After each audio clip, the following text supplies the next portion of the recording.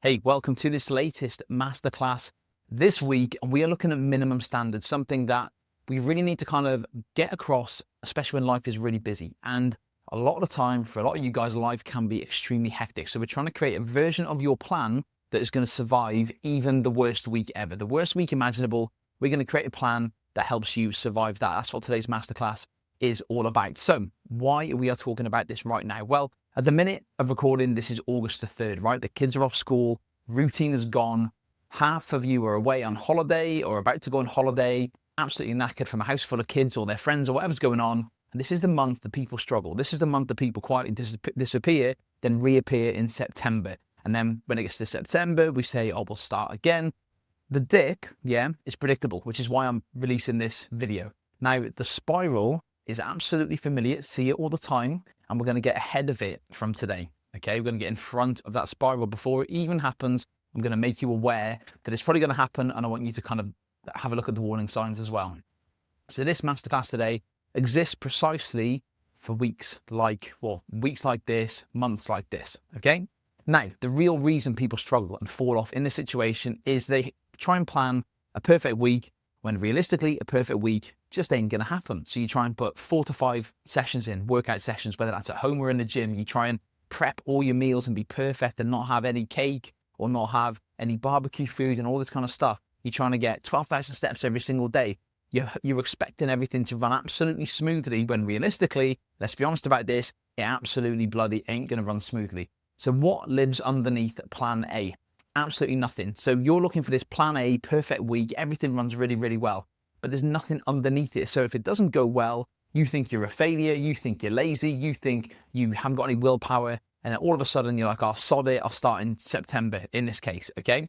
Now, when plan A dies on a Tuesday, and it will sometimes, the only other option you have built in this scenario is doing absolutely bugger all as a result of that, and it just rolls on into weeks and months of just kind of like losing control, losing focus, and not having that backup in place, which we're looking for. So when you have no backup, you've got no floor, you just got a full stop, basically. So we're looking to have a backup. Now, does all this sound familiar? And I'm guessing there'll be a few nodding heads as you listen to this, right?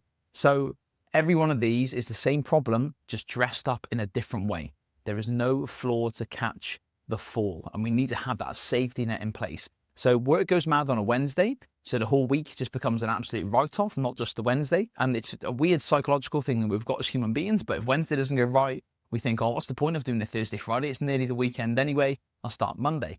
You know, if the kids are off school, the entire 6 weeks, you're thinking, you know what, this 6 weeks, it's going to be difficult this 6 weeks, I'm not going to do anything. Again, it's a strange psychological thing that we've got, that we're just thinking, if I can't be all in, I'm going to do nothing. But what if you met halfway? And then you can still make progress during the summer holidays, during the school holidays, during a holiday, and come out the other side in a really good place, right? If you miss one session, the other 2, the other 3, it don't happen because you think, oh, I've missed one, what's the point of doing the others? And if you're away for a weekend, so basically you're good Monday to Thursday, and then after that, you're just like, oh, sod it, the whole weekend is going to be an absolute free-for-all. It's the weekend, I'm going to enjoy myself. Something I'm trying to help people understand is that you don't need to completely throw everything away and enjoy yourself, because we're trying to integrate a lifestyle into this. So if we're good with the majority of stuff most of the time, just every day in everyday life, you can continue that into those holidays, those weekends, but also there's a bit more relaxation there that you don't have to completely binge or completely throw everything away, because you've built something, you've built a routine, you've built a plan, and you know you can have a bit more cake or chocolate or takeaways or whatever, but you're still in control. That's what we're trying to achieve, right? All of these things are different excuses. It's the same pattern. There is no backup plan. There is no floor. There is no safety net there. Okay? So hopefully this is all kind of making sense. You've probably realized, yeah, I've done this a few times in the past, if not doing it right now. So what minimum standards actually are, because that's what we're looking for here, minimum standards, right? This is where people get it wrong. So it's very important we listen carefully to this one. Minimum standards are not lowering your bar. They are the floor, okay? Not the ceiling. So it's not about lowering the bar, they're just your floor. So you still aim high. I still want people to aim high, push themselves. You are absolutely to drop to the floor on a bad week, right? What you're not allowed to do is fall through it to the absolute bottom. We've got a floor that is not the basement, right? We're not going through to the basement. The ceiling is the ambition, and that's what I want everyone to aspire to, is like, yeah, let's have an ambition, but we've also got that floor level just in case The perfect ceiling, ambition, fantastic week does not happen, which at this time of the year, it probably won't. So the floor is going to be your identity, okay? That's important to remember. The floor is the identity, and the person you want to become never drops below that floor level. You're not going into the basement, mate. You're staying on the floor, all right? Now, how does this fit in with all of this stuff? 3 tools, 3 different jobs. They work together, not against each other. So you've got minimum standards first and foremost. The decision you make before the week goes wrong, okay? Not at 9 p.m. on a Tuesday when you're knackered. So you make that decision first and foremost, your minimum standard. Then you never miss twice. What you do after a slip is very important. 1 missed session is not an issue, okay? 2 in a row starts to become a pattern. 3 in a row starts to become a problem. Remember that. 1 isn't an issue. 2 becomes a pattern. 3 is a problem. So we never miss twice. We just get back on it. We kind of nip that little flow in the bud straight away before it becomes too much of an issue. And then we have the 80-20. Okay, this is one of the most important things I want everybody to understand. I chat with people all the time and I'm like, oh, what are you doing with your health and fitness now? And they're like, oh, I'm following this certain diet. And I'm like, isn't that quite restrictive, you know? And when things are restrictive, they're not sustainable. 80-20 is the most sustainable way of getting in shape, looking fantastic, feeling fantastic, and living your life. Quite simply put, the proportion of everybody is trying to just be too strict, too perfect. No, we're looking for sustainable progress. So 80% of the time, we're making choices aligned with your goals, whatever that goal is. 20%, you can live like a human being, you know, takeaways, chocolate, alcohol, parties, weddings, all that jazz. But 80%, we're in control most of the time that way, you know? So at least there's 4/5 of everything you do, you're in control. And also, when you're in control, you're less stressed. When you're less stressed, you're not going to hold on to body fat as much. You're not going to be craving certain foods as much. And you're just a happier human being. So there's a lot of benefits from doing this, right? Really, really important. This is all kind of like something that you can resonate with and something you feel you can take forward. Your 4 minimum standards. So we'll go to the minimum standards, right? Simple enough to remember, robust enough to hold and to work. The whole thing is based around this. Minimum standards, these are all specific for certain individuals. These might not be relevant to you, but 2 training sessions, okay? 2 workouts in the gym or at home, 2 Zumba classes, 2 kettlebells, whatever it is. Not 4, just 2. Don't feel like you're going to set the world on fire every single week. Now, aim for 4. Like I said before, you've got your ceiling, but 2 is the minimum requirement. That is your floor, okay? If you're doing 1 or 0, that's in the basement and we don't want to be there. A walk every day, okay? 10 minutes is your kind of minimum standard. That is your floor level. Perfect scenario, 30 minutes, for example, okay? Again, don't get confused and think you have to do these ones, but this is an example. Protein at 2 to 3 meals of that given day. Doesn't have to be tracked, okay? If your ceiling is perfect and you're going to track with your perfect day, cool. But if things don't go to plan, we just think, right, protein at 2 to 3 of my meals this any given day, okay?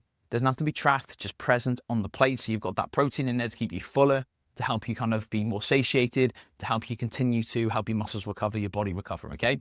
And then you have the 1 weekend guardrail as well. And I love a guardrail. I love a good guardrail.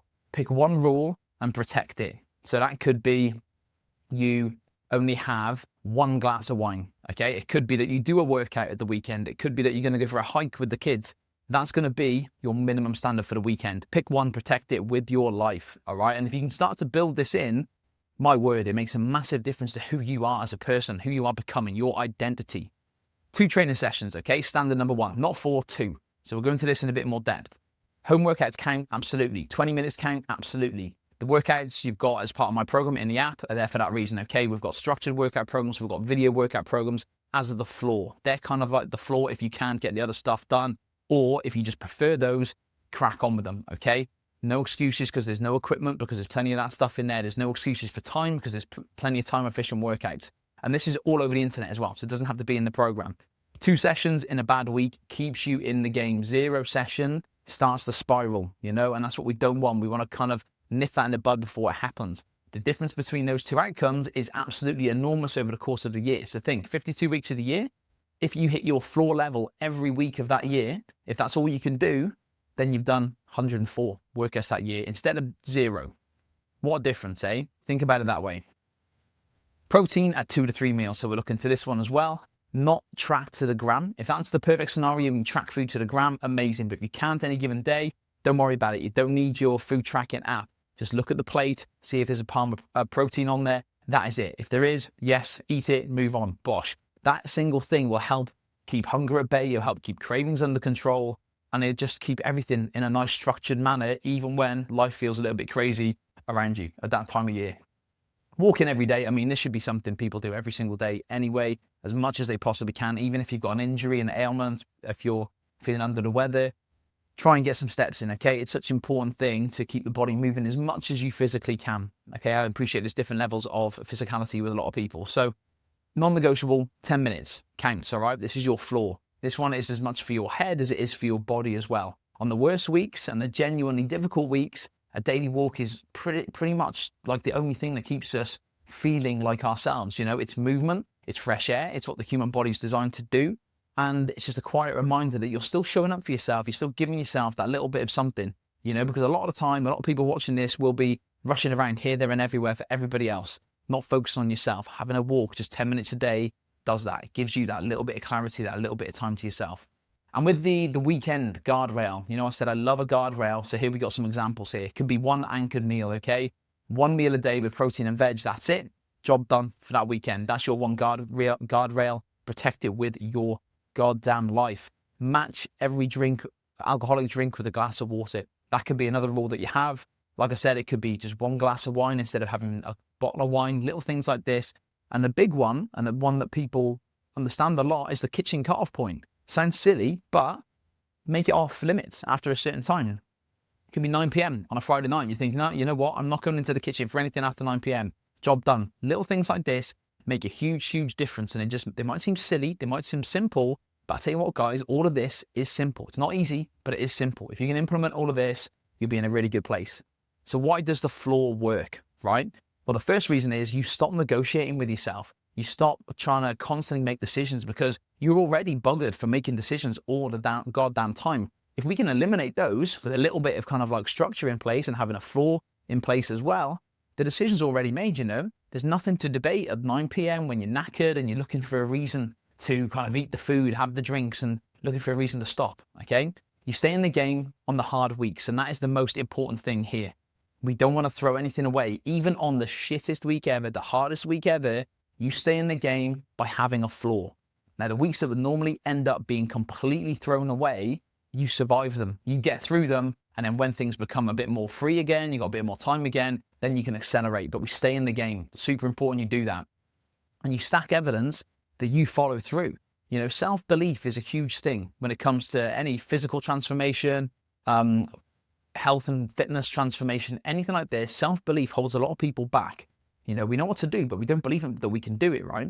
So self-belief isn't built on perfect weeks and it's all hunky-dory and rosy and bloody fantastic. It's built in the crap weeks, the messy weeks, when you've held that floor level, when everything else went to shit, when everything else fell apart, you held that floor. And that is where self-belief creeps in, because you are proving to yourself that you don't give up on yourself. You're proving to yourself that you do difficult things. And that is absolutely massive for you as a human being, for your health and fitness transformation, whatever it is huge. So write it down while things are calm, okay? Nobody writes down their minimum standards in the middle of a bad week. It's the last thing you're thinking of. You're already panicking. You're like, what the hell's going on? Write it down when you're in a nice calm moment, okay? If you're trying to do it when it's busy, when life is chaotic, it's like trying to plan a healthy dinner while you're standing in front of an open fridge full of, I don't know, chocolate cakes.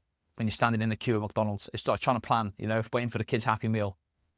Do this when you're calm. Do this when you've got clear thought process, when you're clear in your mindset, and decide now, use it later. You'll be thankful you did it, okay? So write it down. Don't just wing it. Don't just freestyle it. Think, oh yeah, I'll do this next Wednesday.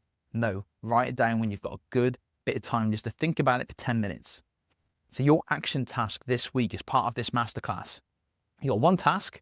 It's got 3 steps. I want you to do it before the week gets away. If you're struggling with the week, and you probably are at times this month or the last 6 weeks or 2 months or whatever, we're going to write down your 4 minimum standards, okay? Make them realistic for your worst week of the year, not your best one. It's got to be realistic for the worst week. What are those 4 minimum standards that you do no matter what? Work's busy, kids are poorly, you're poorly, life's gone mad. What do you do as a non-negotiable, okay? Check that they are genuinely achievable when work is mad, when the kids are at home, when you're running on literally nothing, no sleep, anything, okay? Check they are genuinely achievable, because we need to have that floor. If you set yourself something and it's not really a floor and you go past that, then you're only going to feel worse. So it needs to be something where it's like, you know what, I can do this no matter what. If Armageddon was going to happen tomorrow, I could do this no matter what. And then send them to me. If you want to send them to me, you can do. Let me know about it. But I want you, first and foremost, I want you to write it down, okay? The point is not to aim low. I still want you to aim high. I still want you to really think, right, what can I achieve this week? But the floor is the backup plan. It's the safety net in case things don't go to plan, okay? And that's what I'm trying to get at here. We've got that backup plan. So just stay in the game. Like I said before, if you stay in the game, you won't need a better plan. You just need a plan with a floor, right? Aim high, keep the ceiling, keep the ambition. Important you do that. Protect the floor. 2 sessions, protein, a walk, a guardrail. Decide it now.